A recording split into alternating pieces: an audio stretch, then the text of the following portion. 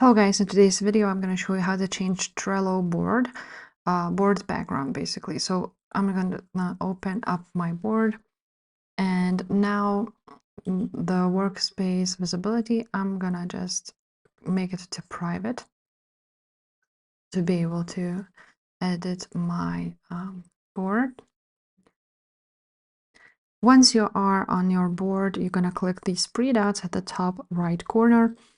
And here you can actually, as you can see, change the background. So you can choose different colors you like, as you can see, or you can add a photo. So you can choose a photo from Unsplash and add them to your Trello background,